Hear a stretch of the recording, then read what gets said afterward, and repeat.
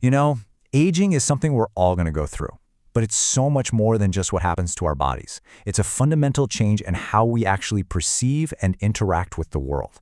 So today, we're going to explore what that shift really feels like from the inside out. So, this is the big question, right? How does the world actually change as we get older? And I'm not just talking about what we see in the mirror, I'm talking about the very texture of reality, the sounds, the sights, even our thoughts, how all of that starts to transform. And the key word here is absolutely gradual. This isn't like a switch that just flips one day. No, it's this subtle, slow recalibration of our senses and our minds. In this explainer, we're going to break down exactly what's going on and, maybe more importantly, what it all means for connection and for dignity. All right, let's start with our windows to the world, our 5 senses. And we're not going to talk about them failing, because that's not really the right way to think about it. It's more about how they start to process information a little bit differently as the years go by. Okay, so think about your vision like it's a camera lens. For years, it's crystal clear, but over time, that lens naturally gets a little thicker, a little more yellow, and what this does is it acts like a permanent filter on the world. Colors might not seem as vibrant, glare from lights gets way more intense, and it can be tougher to judge distances. Driving at night, yeah, that can become a real challenge. Now, when it comes to hearing, this is really interesting. The change isn't just about the volume being turned down, it's about losing clarity. See, age-related hearing loss, it often hits the high-frequency sounds first. And guess what those are? They're the consonants that make words distinct, like S or T. This is exactly why a busy restaurant can suddenly feel like a wall of noise, making a simple conversation incredibly frustrating. And it doesn't stop there. Our senses of taste and smell also tend to fade a bit, which can really take the joy out of eating and even affect nutrition. At the same time, our sense of touch changes. You know, a lower sensitivity to hot and cold, or even pain, might sound like a good thing, but it actually puts you at a higher risk for things like burns or not noticing an injury from a fall. Okay, so let's move from the outside world to the inner world. We've talked about how our senses perceive things differently. Now let's dig into the internal shifts in how we process all that information, our mind, our memory, and even our sense of time. So here's a crucial point. Cognitive aging is a totally normal, expected part of life. It is not the same thing as dementia. And understanding that difference is so important because it helps us separate the common, manageable changes from more serious concerns. It really helps reduce a lot of fear and stigma.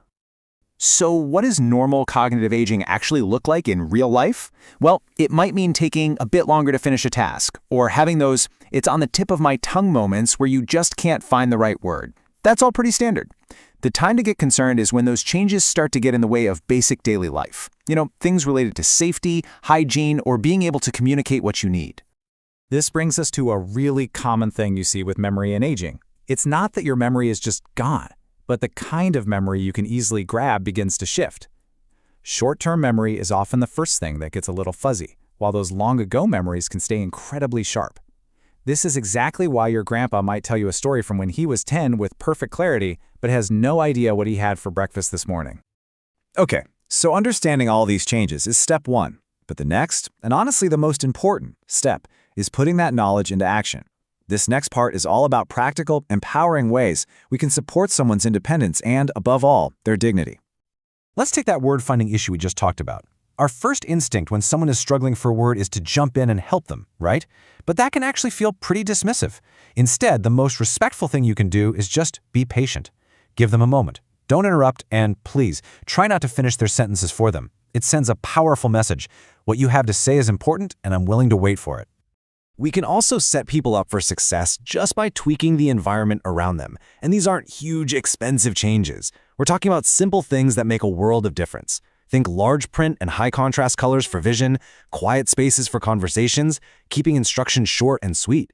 These are small acts of kindness that can totally transform a frustrating situation into a successful one. But you know, all these practical tips, they're not just a random list of helpful hints. They're actually part of a much bigger, much more profound shift in how we think about care. It's about moving our focus from a person's problems to the potential of their environment. This question right here, this is everything. Instead of asking someone to adapt to a world that, frankly, isn't built for them anymore, we flip the script. We ask ourselves, how can I change the lighting? How can I lower the noise? How can I adjust the activity to fit their reality right now?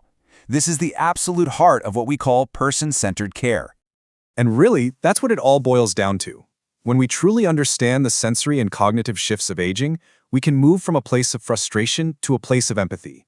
We can replace expectation with genuine respect. And we can use that understanding to get creative, to innovate new ways for everyone to feel included, to connect, and to live with dignity. So I'll leave you with this question. Think about someone in your life, a parent, a neighbor, a client, or hey, even your future self. What is one small adjustment you can make today after hearing all this? Maybe it's just turning down the TV during a conversation, or maybe it's just offering a little more patience, because I promise you, those small adjustments can make an absolutely massive difference.